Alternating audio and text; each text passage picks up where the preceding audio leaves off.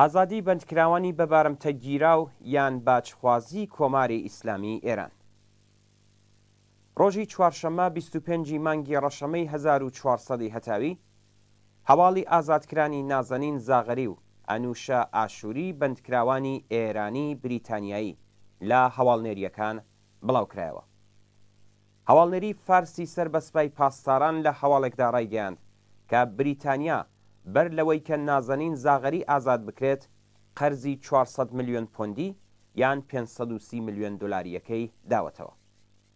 ئەم سایتەی سەر بە سوپای پاسداران هەروە نووسی 530 ملیۆن دلار دارایی بلۆکەکراوی ئێران بەر لە ئازادی زاغەری خراوەتە حیسابی ئێرانەوە.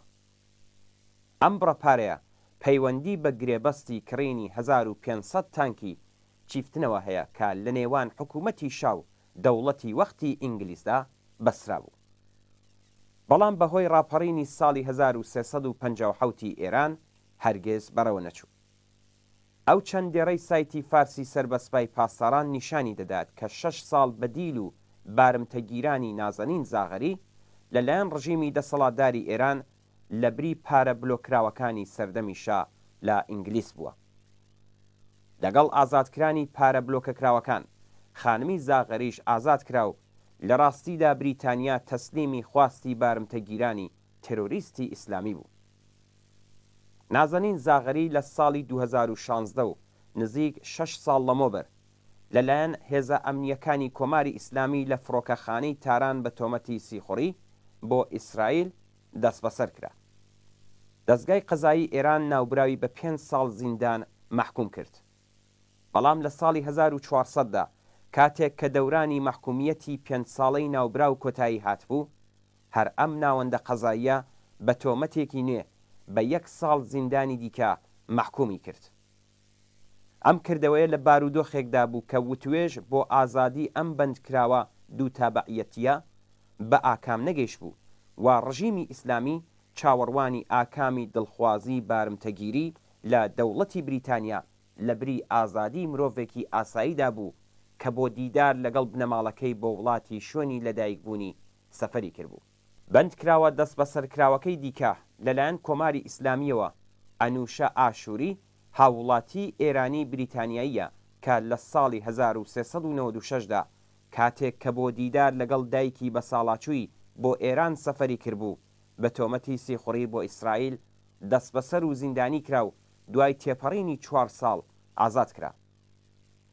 ئازادی نازەنین زاغەری و ئەنوشە ئاشووری پرسیاری زۆری لەلایەن بیرروڕای گشتی و پارلەمانی بریتانیا سەبارەت بە چۆنیەتی ئازادی ئەوان لەلایەن حکوومەتی ئیسلامیەوە بە دوای خۆی داهێناوە.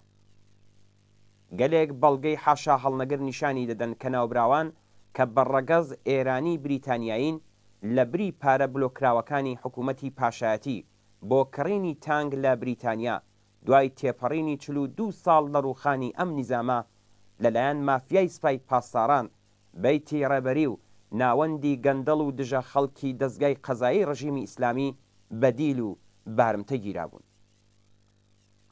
بارمتەگیری بە ئامانجی یەکلاکردنەوەی حیسابی سیاسی، ماڵی و نیزامی پێشینەیەکی بەقەت تەمەنی کۆماری ئیسلامی هەیە.